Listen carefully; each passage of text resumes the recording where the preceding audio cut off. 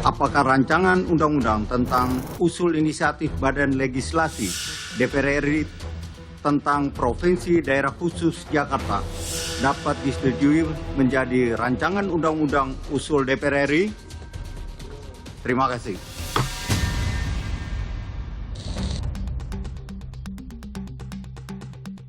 Tidak sesuai dengan semangat demokrasi. Khususnya pasal 10 di mana gubernur dan wakil gubernur diangkat oleh presiden. Terkait gubernur dan wakil gubernur sebagaimana yang diatur pasal 10, kami berpandangan gubernur dan wakil gubernur perlu ditunjuk, diangkat dan diberhentikan oleh presiden. Tapi tidak usah dipilih dengan presiden, itu maksudnya apa? Kan itu ikut pemilu, ikut pilkada.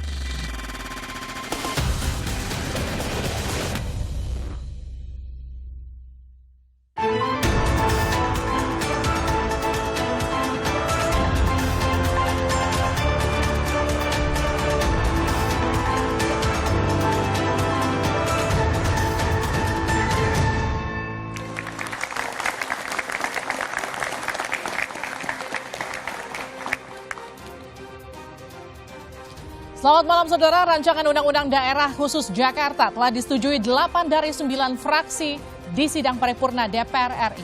Selain Partai Keadilan Sejahtera, meski dengan catatan sejumlah atau fraksi atau semua fraksi bahkan di DPR telah menyetujui rancangan undang-undang ini. Namun RUU ini menuai kritik dan juga polemik. Pasalnya ada pasal yang menyatakan gubernur dan juga wakil gubernur Jakarta tak lagi melalui pemilihan kepala daerah, tapi langsung ditunjuk Presiden RI. Pasal ini kemudian dituding mengkebiri demokrasi. Siapa sebenarnya yang mengusulkan gubernur dan wakil gubernur Jakarta ditunjuk langsung Presiden? Dan siapa yang bakal untung jika hal ini terrealisasi? Kita akan membahasnya bersama dengan sejumlah narasumber. Tepuk tangan yang meriah untuk narasumber saya pada malam hari ini. Putra Adi Suryo, juru bicara Partai Gelora. Selamat malam. Selamat malam. Trubus Rahardiansyah, pakar kebijakan publik Universitas Trisakti. Selamat malam. Lusius Karus, peneliti Formapi. Selamat malam. Mardani Alisera, politisi PKS. Selamat malam. Dan juga teman-teman dari Universitas Indonesia dan Universitas Buana Perjuangan Karawang. Saudara, inilah Dua Arah. Saya Liviana Charlisa.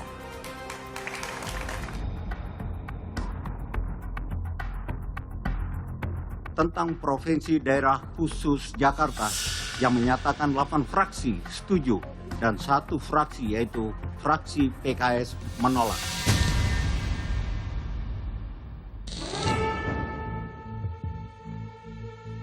Rapat paripurna DPR mengesahkan rancangan Undang-Undang Daerah Khusus Jakarta sebagai rancangan undang-undang inisiatif DPR. Aturan ini akan mencabut status ibu kota negara dari Jakarta dan menjadikannya sebagai pusat perekonomian nasional. Dengan alasan memudahkan pengelolaan pemerintah, muncullah usulan gubernur dan wakil gubernur Jakarta tidak lagi dipilih melalui pilkada, namun ditunjuk langsung oleh presiden. Apabila Jakarta ingin dijadikan pusat perdagangan domestik dan internasional, maka sebaiknya provinsi Jakarta dapat dibentuk menjadi kota administratif penuh, di mana di dalam tata kelola pemerintahan gubernur ditetapkan oleh presiden dan bertanggung jawab penuh kepada presiden.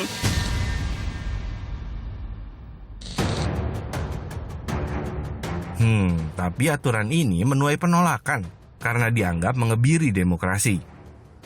Bukan cuma waktu yang mepet, tetapi klausul atau pasal yang ada tidak sesuai dengan semangat demokrasi. Tapi kalau gubernurnya diangkat, berarti itu mengebiri hak demokrasi warga Jakarta.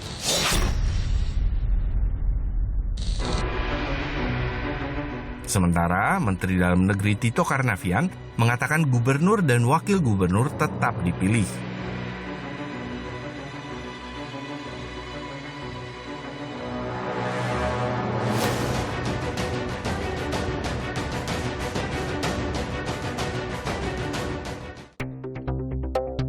Sejauh ini Istana buka suara mengenai draft rancangan undang-undang ini. RU itu inisiatif DPR ya. Saat ini pemerintah menunggu surat dari DPR. Lah, jadi siapa sebenarnya yang mengusulkan agar gubernur dan wakil gubernur Jakarta ditunjuk langsung? Dan siapa sih yang bakal mengail untung?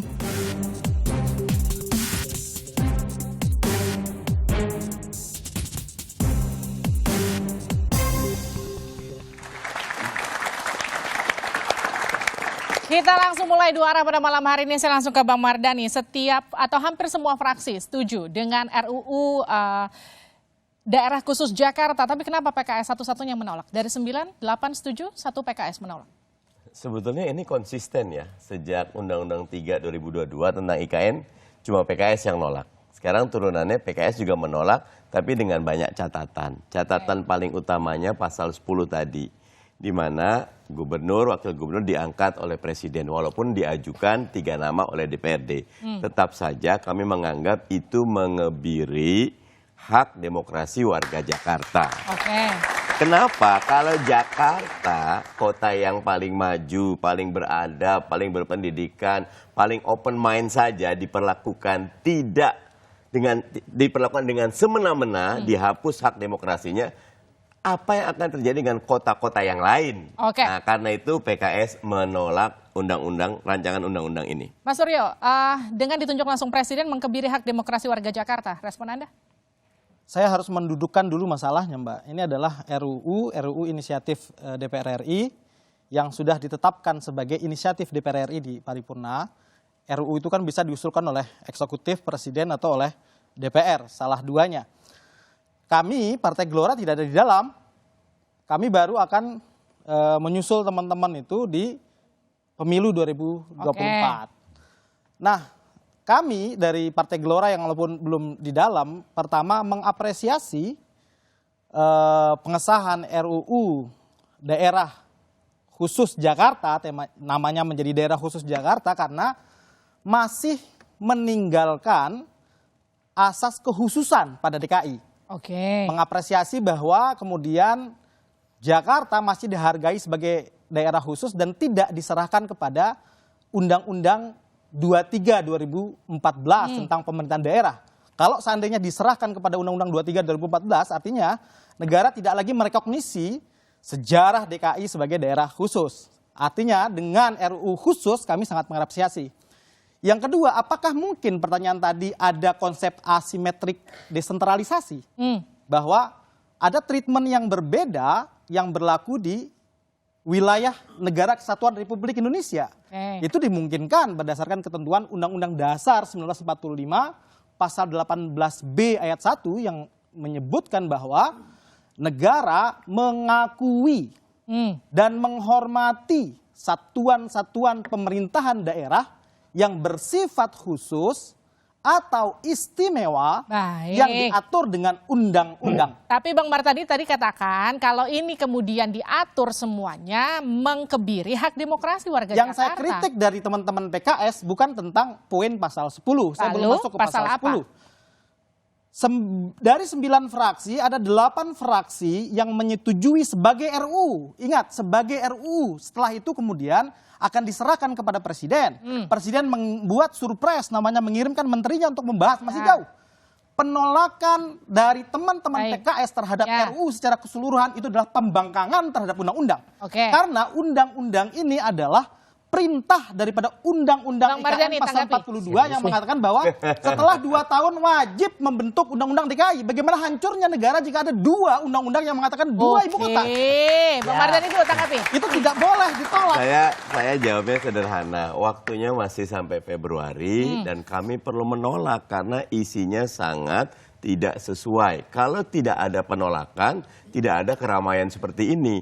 Justru PKS menyelamatkan demokrasi. Tapi sendirian loh PKS di antara 9 fraksi yang ada. Sebenarnya tidak juga. Kalau kita melihat berita hari ini gitu ya, sudah banyak politisi dari 8 partai yang menyetujui itu sudah menyatakan penolakan di media gitu. Jadi meskipun fraksinya setuju. Betul, fraksinya di DPR setuju, tapi karena melihat penolakan publik mungkin mereka sudah mulai berbalik arah gitu ya. Dan kita takutnya seperti itu gitu undang-undang di DPR gitu ya. Kadang-kadang nafsu mereka sendiri kemudian sudah tertuang dalam RUU yang sudah mereka bikin gitu ya. Tapi kemudian karena melihat penolakan publik, lalu mereka mengikuti. Menurut Anda kenapa tiba-tiba mereka balik arah? Apakah karena ini lagi musim pemilu, mereka butuh Betul, suara saya kira dari masyarakat musim pemilu ini yang bisa dengan mudah menjelaskan kenapa mereka bisa terlihat menjadi begitu baik dalam satu waktu gitu ya. Tapi kemudian tapi begitu ya. Kalau kita kemudian membiarkan mereka berjalan sendiri, gitu ya, yang akan muncul ya apa yang ada dalam draft. Oke, kalau gitu sekarang gini pertanyaannya, emang segitu jeleknya ya kalau itu ditunjuk langsung sama presiden? Saya kira sih buruk gitu ya, tidak ada dinamika, itu yang pertama gitu ya. Partisipasi rakyat yang paling nyata itu hanya bisa terlihat dalam pemilu gitu. Itu harus diakui gitu ya.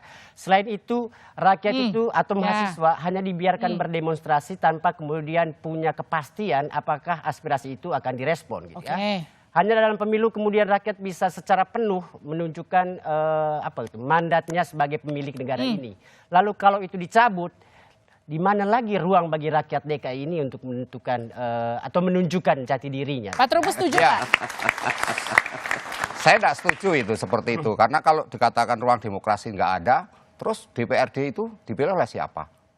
Kan itu sudah demokratis. Ini persoalannya itu adalah bahwa gubernur itu kedudukan fungsinya kan hanya istilahnya mengkoordinir. Jadi karena fungsinya hanya seperti itu dan itu menjadi WPP wakil pemerintah pusat di daerah, maka cukuplah kalau begitu dipikirkan adalah dipilih langsung atau ditunjuk dengan pemikiran bahwa kalaupun ditunjuk dan dipilih langsung, itu pun juga nggak ada bedanya di masyarakat sepanjang banyak kebijakan yang menurut masyarakat itu tidak berkeadilan kan gitu. Itu yang jadi problemnya. Jadi menurut saya cara berpikir konvensional memang iya semua harus melalui pemilihan semua. Tetapi apakah dengan sifat kekhususan itu tidak boleh langsung itu kewenangan pemerintah? Ingat kita sistemnya presidensial. Presiden adalah kepala pemerintahan, kepala negara. Di dalam konteks pemerintahan maka dia adalah tertinggi. Sehingga gubernur itu harus taat patuh kepada presiden. Itu logikanya seperti itu. Sehingga kalau misalnya ini dipilih semuanya harus rakyat yang memilih, kemudian DPR juga dipilih DPR, kan ini jadi alasan sudah jelas. Tapi kan dengan pemilihan langsung selama ini juga tidak menghilangkan ketidaktaatan gitu ya gubernur kepada presiden. Itu tetap saja hierarki presiden paling tinggi lalu ada gubernur di bawahnya. Tapi tidak kemudian dengan menghilangkan proses pemilu yang selama ini sudah berlangsung, rakyat bisa memilih sendiri pemimpinnya gitu ya. Jadi saya kira sih ini mengada-ada saja. DPR sendiri juga tidak pernah menunjukkan alasan dibalik keputusan mereka caranya nggak begitu berpikirnya logikanya dibalik. Logikanya adalah bahwa ini semuanya adalah terkait dengan kebijakannya di masyarakat. Ya, jadi kalau masyarakat itu merasa bahwa selama ini tidak ada bedanya melalui pilihan langsung dan tidak, kan gitu masyarakat lebih baik ini diajukan cara berpikir progresif ke depan bahwa kita harus ini cara berpikir yang berbahaya sekali Nyun Sewu. Kita bisa kembali ke era Orde Lama, Orde Baru di mana kepemimpinan satu rezim itu betul-betul kita sudah sepakat dengan otonomi daerah. Indonesia itu sangat beragam. Kita ada 300 lebih suku, 700 lebih bahasa daerah, dari Sabang sampai Merauke. Justru pemilihan yang diberikan haknya itu membuat uniqueness setiap daerah itu tumbuh. Kualitas kepemimpinan daerah tumbuh. Bayangkan kalau yang ditunjuk tidak sesuai. Selama penunjukan itu akan terjadi disharmoni, akan terjadi kekacauan. Jangan bilang Nyun Sewu, gubernur di DKI itu sangat menentukan karena bupati wali kotanya nggak ada, semuanya jadi seorang gubernur di DKI jauh lebih powerful ketimbang DPRD provinsi, apalagi anggarannya luar biasa. Jadi berikan hak warga DKI untuk melaksanakan haknya mendapatkan demokrasi. Ya, Mas Suryo. Silahkan direspon. Nah, kalau PKS itu saya lihat tidak begitu. Kenapa gitu? PKS itu punya motif lain. Jika yang dipermasalahkan adalah pasal 10 tentang penunjukan, seharusnya PKS seperti partai-partai yang lain. 8 fraksi di DPR RI itu taat asas dengan undang-undang. Jadi meskipun pasal 10 mereka tolak, sebagai RUU harus disetujui dulu. Dalam demokrasi tidak seperti Sebentar, Mas itu. Mardhani, saya ingatkan Anda bersumpah Anda sebagai seorang anggota DPR. Demi Allah, saya bersumpah bahwa saya akan menjalankan fungsi saya sebagai anggota DPR dengan sebaik-baiknya dan seadil-adilnya sesuai dengan ketentuan perundang-undangan. Dengar dulu, sesuai dengan ketentuan perundang-undangan. Anda sebagai anggota DPR harus menjalankan undang-undang. Revisi undang-undang ini adalah perintah undang-undang IKN pasal 41. Dan kita Undang-undang IKN disahkan 22 Februari 2022. Kalau isinya berantakan ya tidak bisa diikuti, harus disetujui sebagai RUU. Kalau tidak disetujui sebagai RUU, saya bacakan. Oke, tahan dulu. Partai Golkar menyetujui dengan catatan Partai Nasdem tetap minta pilkada dan bahkan pemilihan wali kota itu pemilihan melalui pilkada. Partai PKB juga begitu, minta pemilihan gubernur dan pemilihan wali kota. Partai Demokrat juga minta otonomi sampai tingkat wali kota. Tetapi sebagai RUU, karena ini adalah perintah undang-undang, wajib disetujui sebagai RUU. Kalau gitu sekarang gini, pembahasan lain. Pak Suryo. Ini ada ketidaktaatan terhadap undang-undang. Pak Suryo, oke. Sekarang ini adalah pembangkangan terhadap undang-undang. Kalau menolak sebagai RUU. Pak Suryo, jadi sekarang gini, kalau Gubernur Jakarta ditunjuk langsung presiden, yang untung itu elit atau masyarakatnya? Nanti dijawabnya sejedah di dua arah.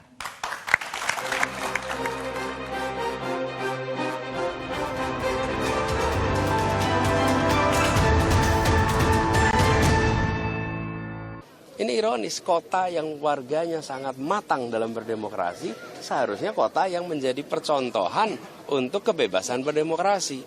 Di tempat yang tingkat demokrasinya paling tinggi, malah justru dipangkas kebebasan berdemokrasinya. Ya, itu kan masih dalam masa pembahasan.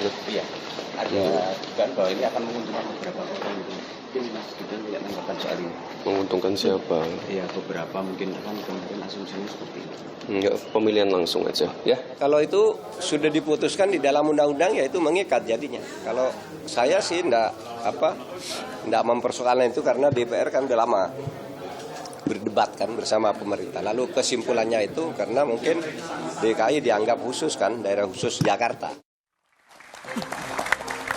Anda kembali bersama kami di dua arah. Jadi Mas Surya, kalau Gubernur DKI Jakarta ini ditunjuk langsung, DKJ nanti jadinya, ditunjuk langsung oleh Presiden, yang untung siapa? Elit politiknya atau masyarakatnya? Ada 10,6 juta penduduk DKI Jakarta yang oleh undang-undang dihargai secara istimewa. Untuk itulah undang-undangnya, bahkan setelah ibu kota kita pindah ke Kalimantan, tetap disebut undang-undangnya sebagai daerah khusus ibu kota.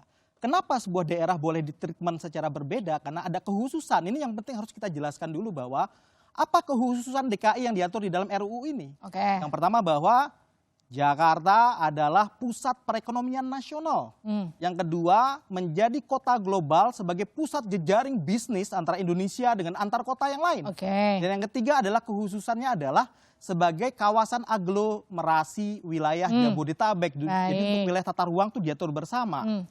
Nah, sekali lagi positioning fraksi-fraksi yang ada di DPR itu harus saya bacakan, Mbak. Partai P3 tetap menyetujui sebagai RUU, tetapi dengan catatan perlu dikaji itu dipilih oleh DPRD, oleh DPRD DKI, gubernurnya. Partai Nasdem meminta agar dipilih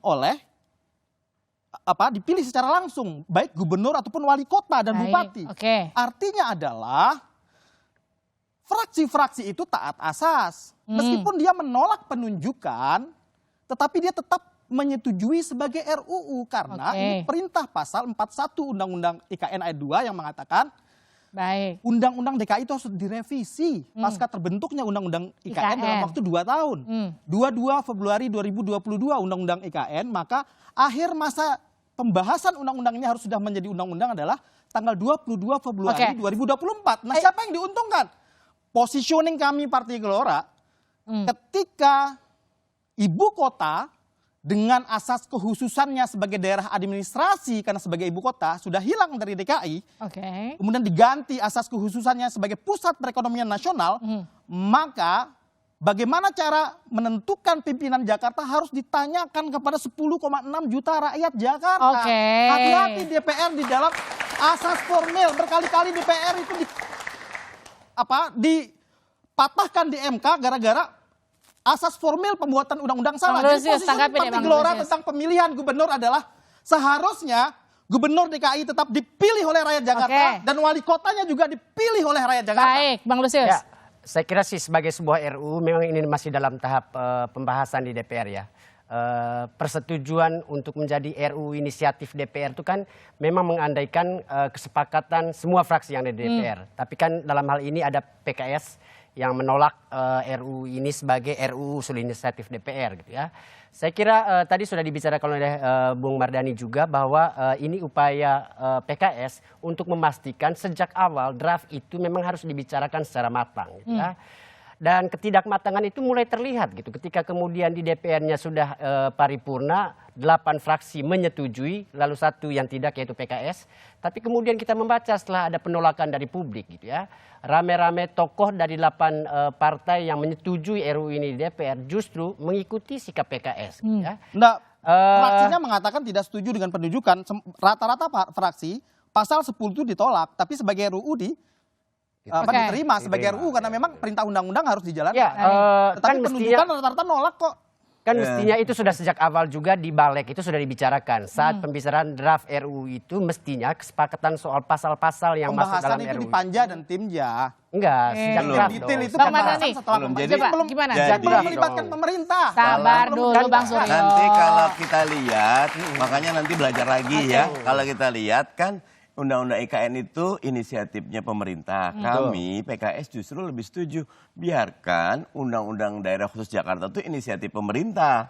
Karena memang biar satu line. Sekarang diambil, dikatakan dalam tanda kutip, dioper ke DPR. Di DPR pembahasannya, pandangan kami di PKS ada banyak catatan. Catatannya kebanyakan kalau disetujui semua bahaya sekali. Justru kita walaupun kita sadar mungkin sendirian, kita tetap menolak biar publik sadar ada sesuatu yang tidak menolak benar sedang sebagai terjadi. RUU itu pembangkangan terhadap undang-undang, Pak Mardhani, itu perintah undang-undang. Oh, didengarkan. Anda disumpah untuk melaksanakan Dengarkan. undang-undang. Kalau Anda Dengarkan. menolak undang-undang IKN masih Dari boleh. tadi bilang pembangkangan Kalau undang-undang aja. perubahan ini perintah undang-undang. Ngerti apa tidak? Mas Suryo. Kalau ditolak DPR maka diserahkan kepada pemerintah. Ya tidak dong. Pemerintah mengajukan Dari mana undang-undang ceritanya? Usul inisiatif DPR, pemerintah. Usul inisiatif yang gagal dibahas tidak boleh diajukan kembali. Itu. Baik. Maka Anda tidak menggagalkan Oke, tahan undang-undang tangan IKN. dulu. Sepakati ya. Baik, Pelajari lagi. Anda Tahan harus dulu. dicek lagi tentang tata cara Mas pembuatan Suryo, undang-undang. tahan dulu. Saya mau ke Pak Trubus. Pak Ya. Trubus, jadi Nah, kalau dari beliau sisi ini karena tahan dulu konsisten ya. menolak IKN. Oke, Saya akan ya. menjelaskan tentang IKN. Nanti. Pak Trubus. Ya. Jadi kalau kita bicara soal dari sisi akademis, kalau bicara mengenai penunjukan langsung gubernur daerah khusus Jakarta, itu untuknya elit atau untuknya buat masyarakat? Ya untungnya masyarakat. Kenapa gitu? Karena apa? Karena masyarakat akhirnya menerima kebijakan itu sesuai dengan yang dikomunikasikan oleh Presiden. Jadi Oke. satu kesatuan di situ. Ya sehingga tidak ada lagi istilahnya itu gubernur bertindak sendiri yang berbeda dengan presidennya itu. Jadi harus paham. Nah karena itu yang terjadi sekarang ini misalnya kan ada keluarga miskin yang akhirnya sampai bunuh diri 4 anaknya meninggal semua karena apa? Karena kemiskinan. Karena apa? Karena pengangguran, nggak ada, sehingga bansos yang selama ini jalan ternyata di bawah tidak sampai tidak tepat sasaran, misalnya kan seperti itu, karena faktor ekonomi. Nah, maksud saya adalah bahwa bagaimana kalau ini Presiden berpikir itulah yang mengangkat, dia yang menunjuk langsung saja, itu artinya gubernur langsung di bawah Presiden, bertanggung jawab kepada Presiden sesuai dengan amanah undang-undangnya seperti itu. Tapi kalau dibilang gini Pak Trubus, dengan kawasan aglomerasi, kemudian dari jadi juga kawasan pusat perekonomian, ini apa nggak kemudian terlalu riskan buat Jakarta ditunjuk langsung sama Presidennya? Malah justru yang paling bagus di situ. Kalau dulu kan karena administrasi pemerintah, karena dia ibu kota negara. Kekhususan Jakarta semata-mata Undang-Undang 29 mengatakan itu sebagai ibu kota negara. Tetapi kan sekarang sudah IKN ibu kota ini sudah dipindah, berarti sekarang hanya khusus saja. Malah harusnya berpikir Jakarta hanya jangan wilayah yang sekarang saja. Kalau perlu wilayah seperti Bekasi yang dari dulu minta bergabung ke Jakarta, dan itu Bogor juga sudah pernah mengajukan ke Jakarta, Depok semuanya, itu dijadikan laku sampai Jabodetabek punjur wilayahnya sekalian. Jadi sekalian pengelolaan tentang Jakarta menjadi megacity. Jangan sini saja. Baik. Gitu. Apa kata Bamus Jakarta? Kita lihat ini dulu, kita putarkan. Masih seperti sekarang dipilih sama aja. Kalau wali kotanya masih dipilih sama aja gitu. Kalau DPRD-nya hanya ada di tingkat provinsi sama aja dengan kita sebagai ibu kota gitu. sama nggak ada bedanya. Kita ingin ada di dalam pasal Undang-Undang DKJ ini sesuatu yang khusus. Kita minta gubernur ini memiliki 2 wakil gubernur. Dulu pernah 4, sekarang 2 aja. Jangan terlalu banyak. Dan tidak melalui pilkada, tapi melalui penetapan langsung dari Presiden Republik Indonesia. Untuk supaya kos politik dan lain sebagainya bisa teratur dengan baik. Gimana tuh Bang Mardhani ngeliat itu Bang? Kalau namanya pendapat boleh, tapi bayangkan Jakarta ini kota dengan tingkat pendidikan yang tinggi. Kebebasan berpendapatnya demikian luar biasa. Kalau ditunjuk, itu modal politik dan sosialnya rendah. Ketika berdiskusi, berinteraksi dengan masyarakat, lah Anda kan orang presiden, Anda tidak memahami ini. Benar, yang Pak Trubus teknokratis penting, tetapi gabungan teknokratis dengan politis. Karena era kita ini era demokrasi, jangan kembali lagi. Demokrasi itu diekonomiskan. Kita masuk ke jurang yang sangat dalam kembali. Kita harus belajar. Ketika demokrasi tidak diberikan haknya, power tend to corrupt. Dan makin besar kekuasaannya, makin korup, makin berbahaya. Sekarang saja dengan banyak isu yang seperti ini, orang sudah mulai khawatir demokrasi kita hidup atau mati. Apalagi dengan rancangan undang-undang ini berbahaya. Kira itu demokrasi tidak harus dipahami, semuanya harus melalui apa suara rakyat harus teraspirasi semua kan gitu. Artinya di sini ada kita karena sistemnya ada sistem presidensial, semua adalah presiden yang punya kewenangan di situ. Presiden sudah dipilih oleh rakyatnya, sehingga presiden punya kewenangan untuk mengangkat orang, termasuk dalam karena ini sifatnya khusus tadi dijelaskan kawan saya bahwa itu khusus ya berarti ada kewenangan khusus.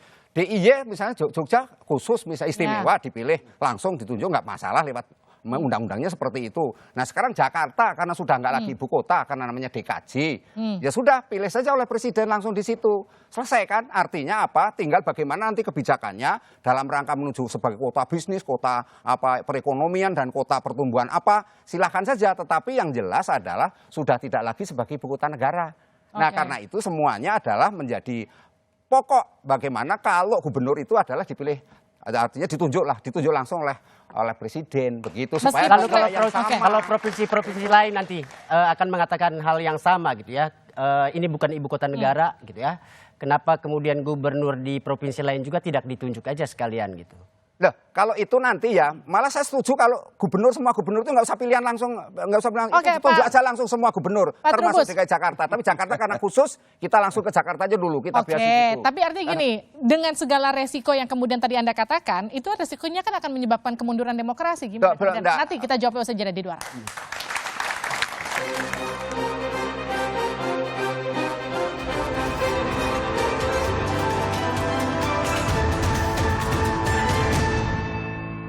Jakarta ini berstatus daerah otonom pada provinsi.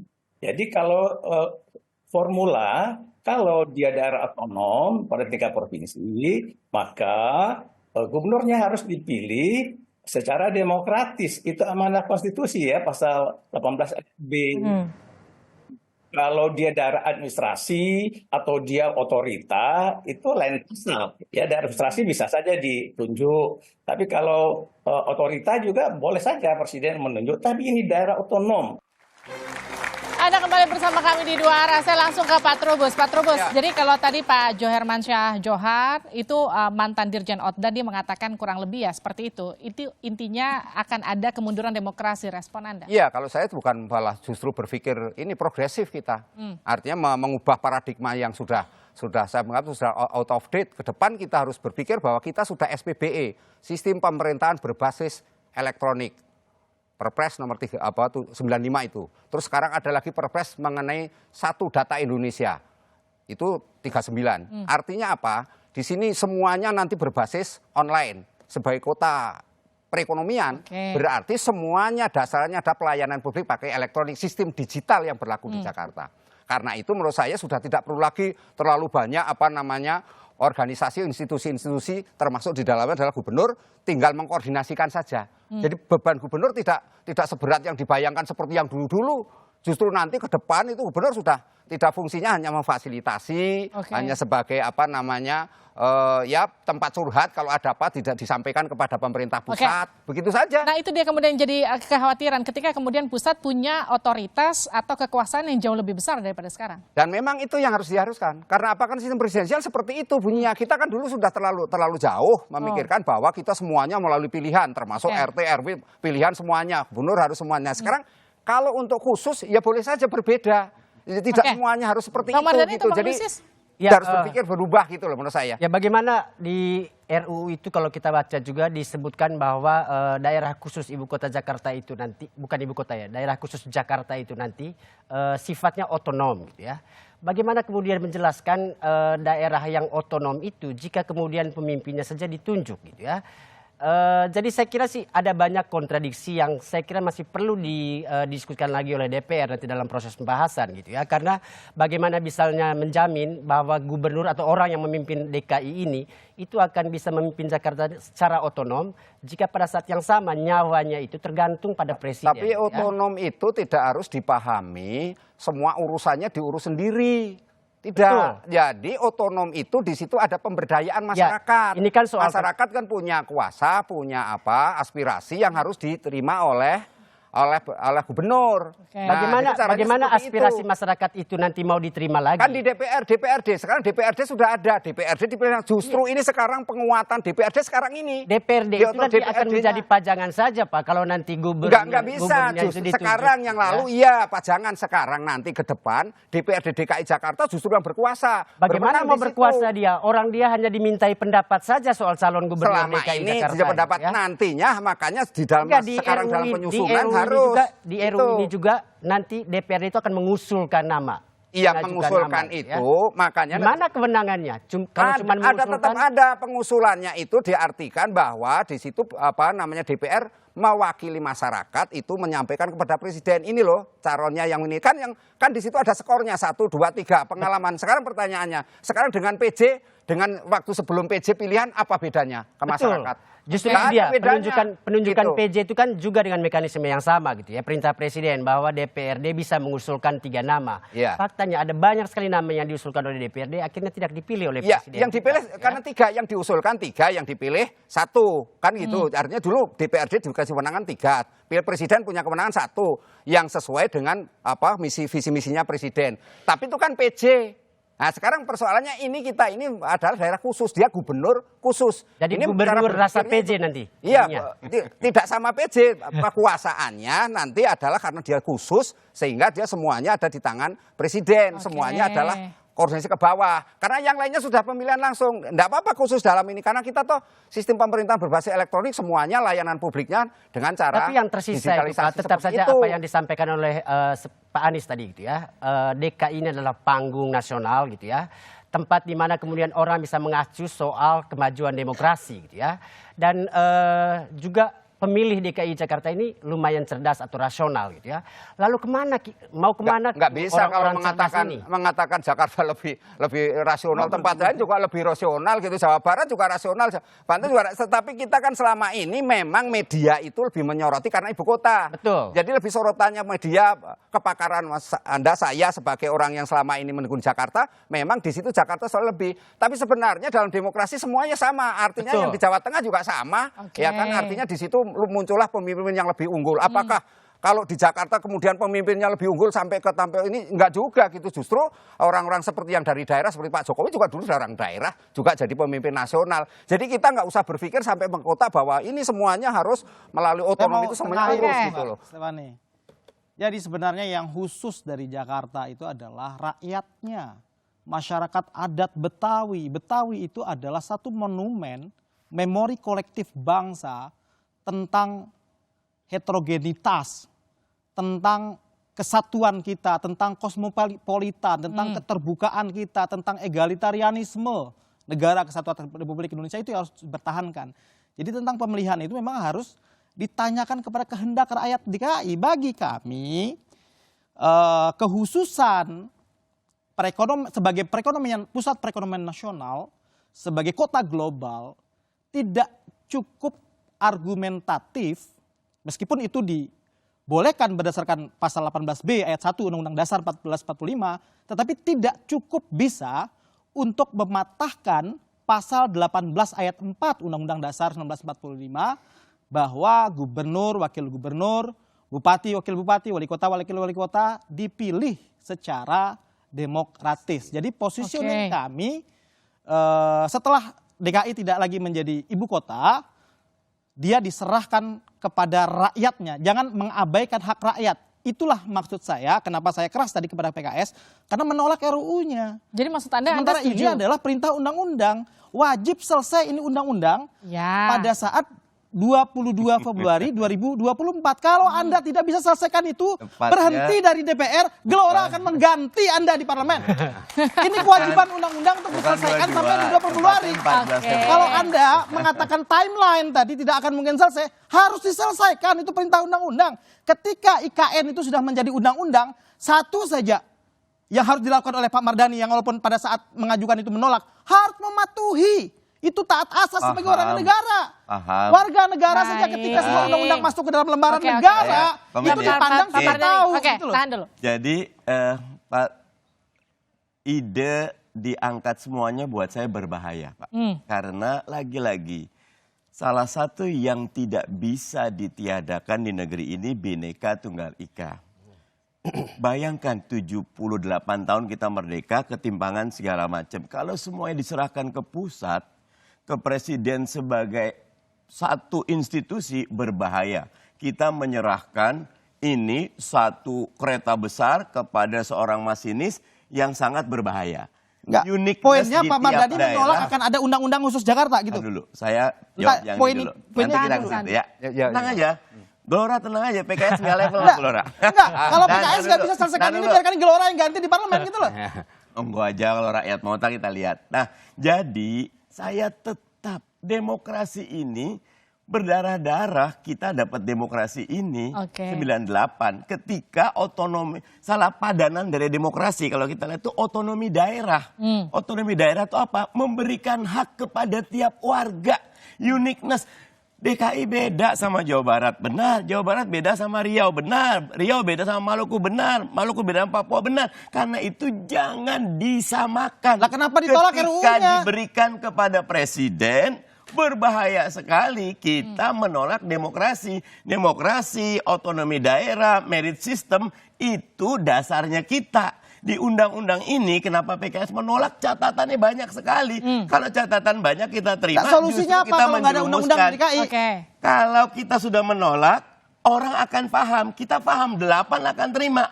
Akan lanjut, kita akan tetap jaga. Tapi message-nya jelas. Rakyat tahu ada yang harus kita perhatikan. Itu pesan kuat kita. Kalau tidak ada undang-undang di daerah khusus Jakarta itu apa dong yang mengatur masyarakat Jakarta kalau nggak ada undang-undang? Kita bahas bersama, kita pengen. Anda menolak. Sebelum dibahas sudah disampaikan, kita bahas dulu materinya. Pasal 10, pasal 20. Tahu tidak berapa lama pembahasannya? Jangan main tuding-tuding, lihat dulu prosesnya. Kalau tahu prosesnya akan punya kesimpulan berbeda. Anda nggak ada solusi. Kalau Jakarta setelah undang-undang IKN terbit, tidak diterbitkan undang-undang barunya, mau pakai apa Menteri Jakarta? Terima dulu sebagai RUU, bikin catatan, saya menolak penunjukan. Apa urusan Anda memaksa orang lain menerima? Tidak bisa, karena Anda disumpah. Tidak bisa. Sumpah demi Allah. Kami punya hak nanti dibahas. Anda wajib menjalankan undang-undang. Menolak pelaksanaan undang-undang IKN adalah pembangkangan terhadap hukum nasional. Luar biasa. Baca lagi. Hak setiap fraksi bebas. Tetapi undang-undangnya harus selesai 22 Februari. Monggo. Bagaimana bisa ada 2 undang-undang yang mengatur tentang 2 ibu kota? Baik. Sekarang existing undang-undang adalah undang-undang IKN. Karena saya tahu Anda sedang menggagalkan 14 Februari masih ada waktu untuk membahas pasal-pasal penting. Pembangkangan terhadap hukum. Gelora juga menolak penunjukan. Baik Pak Suryo, baik. Menolak penunjukan gubernur. Tetapi tidak boleh tidak mengatur di Jakarta Pak dengan Suryo. undang-undang baru. Oke, saya ke Pak Trubus. Pak Trubus, jadi kalau bicara soal apa yang direncanakan sekarang, ditunjuk langsung, apakah kemudian ini bisa menjamin penunjukan langsung oleh Presiden akan lebih baik daripada ditunjuk atau dipilih oleh masyarakat? Tapi nanti dijawab saja dari Duara.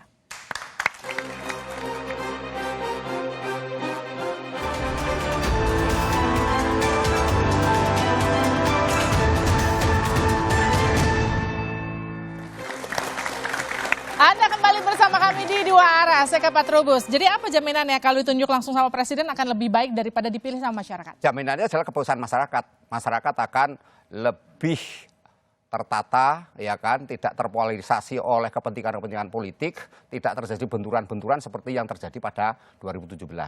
Itu saja. Jadi ke depan kita adalah masyarakat satu bersama, kita menggerakkan ekonomi bersama, tingkat pertumbuhan lebih baik, dan Jakarta sama dengan New York yang diimpikan kita bersama. Begitukah, Mas Lusius? Ya, saya kira apapun itu penunjukan itu tidak ada dalam kosakata demokrasi gitu ya. Bagaimana seorang pemimpin lahir dari hasil penunjukan orang lain gitu, penunjukan presiden itu. Jadi buat saya sih tidak usah lagi dibilang itu gubernur, katakan saja itu kacungnya presiden gitu ya. Dan bagaimana harus juga bisa membayangkan kalau presidennya nggak bisa ngapa-ngapain gitu ya. Lalu Jakarta juga akan menjadi kota mati jadinya gitu, di bawah presiden yang selanjutnya kemudian menunjuk gubernur DKI Jakarta. Jadi buat saya kalau dipakai sistem penunjukan, ya udah tidak usah lagi dibilang Jakarta ini adalah kota yang dipimpin oleh seorang gubernur ya. Bilang saja itu adalah pesuruh presiden atau apapun namanya gitu. Dan lagi-lagi saya kira rakyat DKI yang dalam banyak hal saya kira sudah pernah menunjukkan bahwa bisa berdinamika dengan baik saat pemilu, itu kemudian tidak diberikan panggung lagi untuk memilih gubernurnya sendiri. Jadi ini betul-betul meremehkan peran warga Jakarta yang selama ini saya kira sudah menunjukkan bagaimana seharusnya berdemokrasi, terlepas dari satu dua kekurangan yang pernah terjadi dalam pilkada-pilkada sebelumnya. Oke, Pak Suryo, memastikan dipilih langsung sama presiden itu tidak mengganggu demokrasi, seperti apa nanti? Ya, sekali lagi bagi saya adalah asas pasal 18B ayat 1 Undang-Undang Dasar 45 tentang kekhususan, dengan basis kekhususannya adalah perekonomian nasional, tidak cukup argumentatif untuk mengalahkan pasal 18 ayat 1 Undang-Undang Dasar bahwa gubernur itu harus dipilih secara demokratis. Pengertian demokratis itu bisa DPRD dan lain-lain. Saya tadi sorry ya kenapa keras, saya ini orang Sumbawa Mbak. Kami ini tinggal di pesisir, suara kami memang harus lebih keras dari suara ombak. Untuk itulah kenapa. Jadi ombaknya Pak Mardhani di sini. Itu sedikit easy ya Pak Mardhani ya, karena Sumbawa ini termasuk kalau teman-teman pergi ke Fathahillah. Kita kan namanya lawan diskusi, kawan dalam berpikir. Jadi kalau kita pergi ke Museum Fathahillah itu Mbak, saking kosmopolitnya Betawi itu, makanya bagi kami Gelora adalah yang harus istimewa adalah Betawinya. Suku Betawinya. Dan Sumbawa adalah bagian dari suku Betawi. Ada 16 suku Betawi yang ditulis itu di Museum Fathahillah. Saya pikir karena Gelora itu saudara tirinya PKS, enggak gitu ya? Enggak, tapi sekali lagi saya mau membuka cakrawala tentang PKS. Kenapa saya keras sama... Kalau sama mantan aman. Oh, sama mantan aman ya? Teman-teman PKS yang menolak RUU. Makanya saya bilang kan saudara tiri. Kenapa saya keras sama teman-teman yang menolak RUU-nya gitu, harusnya disetujui dulu karena kacau DKI jika tidak punya undang-undang. Ini kan penolakan PKS terhadap IKN. Saya mau membuka cakrawala tentang IKN, Mbak. IKN itu adalah kehendak sejarah. Tahun 424 Pak Mardhani itu ada prasasti Yupa, ada 7 buah di Kutai, tempat kota IKN hari ini. Di DKI ada yang namanya prasasti Tugu. Itu saudara itu di sini, yang di sini adalah Purnawarman yang paling bungsu. Purna itu adalah anak bungsunya Warman. Yang di IKN itu adalah Mulawarman. Di dalam prasasti Yupa itu dari 7 baru 4 yang bisa diterjemah itu tertulis begini. Mulawarman itu bersedekah. Balik ke DKI. 20.000 kepala sapi. Padahal orang Hindu saat itu kan nggak boleh memakan sapi. Intinya adalah sapi itu dimaknai sebagai purnama. 20.000 purnama itu sama dengan 400 tahun. Dijelaskan di situ akan ada perubahan setiap 400 tahun. 424, 624, 1224, 1624, 2024. Memang keinginan dari Mulawarman yang mengirimkan Purnawarman ke DKI itu mengembalikan kembali ibu kota negara itu di Kutai. Itulah cakrawala budaya yang harus kita pahami dari IKN. Saya keras sama Pak Mardhani adalah karena intinya beliau konsisten menolak IKN-nya. Padahal ini adalah kehendak sejarah. Ditulis di dalam prasasti tahun 424. Mengembalikan kembali ibu kota dari Jakarta ke Kutai. Pak Mardhani, jadi satu-satunya fraksi yang menolak bagaimana? Pak Jokowi tentang IKN ini. Bagaimana kemudian meyakinkan fraksi lain nanti? Nggak usah diyakinkan, ini kan kontestasi publik. Saya cuma 2 saja titip pesannya ya. Demokrasi itu tidak mudah. dia tidak cepat terbentuk. Dia adalah pelajaran sepanjang hayat yang dididik masyarakat. Dengan segala beragamnya. Memang demokrasi itu tidak efisien, tidak efektif, tidak ekonomis. Tetapi hasilnya masyarakat yang civilized, masyarakat yang biasa berbeda, masyarakat yang punya pendapat, masyarakat yang saling kontrol, dan itu mahal-mahal. Kalau kita lihat negara-negara berperadaban tinggi, dia amat sangat menghargai warganya. Undang-undang ini mengkebiri, nomor satu. Saya setuju sama Pak Tulus bahwa teknokrasi perlu kita terapkan. You cannot find a new land with an old map. Kita tidak dapat menemukan pulau baru dengan peta yang lama. Teknokrasi saya setuju. Karena itu DKI cukup otonomi satu tingkat provinsi, DPRD provinsi dengan gubernurnya saja. Jangan ada kabupaten kota. Tenang dulu. Nah di kabupaten kota itu nanti kalau ada sekarang saja nih, kalau kita mau Transjakarta, di timur mentok di Cakung, nggak bisa ke Bekasi. Di selatan mentok di Lebak Bulus, nggak bisa. Kenapa? Karena terkotak-kotak. Nah saya setuju teknokrasi kita terapkan, tetapi hak rakyat tetap dijaga. Karena itu perlu banyak diperbaiki di undang-undang ini. Kenapa PKS menolak? Oke, tepuk tangan untuk semua narasumber saya pada malam hari ini. Luar biasa. Jadi apapun nanti hasilnya, apakah akan jadi dipilih langsung oleh presiden ataukah kembali nanti dipilih oleh rakyat. Ya memang memilih kepala daerah secara langsung melalui pilkada adalah salah satu mandat dan juga amanat reformasi. Ini dilakukan sebagai bentuk koreksi atas sistem politik sentralisasi yang dianggap hanya menguntungkan elit politik dan menomorduakan rakyat sebagai pemilik mandat. Memberikan hak penuh kepada rakyat untuk menentukan dan memilih pemimpin adalah bagian dari implementasi demokrasi. Jika gubernur dan wakil gubernur Jakarta tak lagi dipilih melalui pilkada, namun ditunjuk oleh presiden, sama saja dengan mengkebiri demokrasi dan memberi ruang bagi kembalinya sistem politik sentralisasi. Saya Liviana Cerlisa, tetap saksikan Kompas TV untuk mengupdate informasi terkini terutama seputar pemilu hanya di Kompas TV independen terpercaya. Sampai jumpa Jumat depan.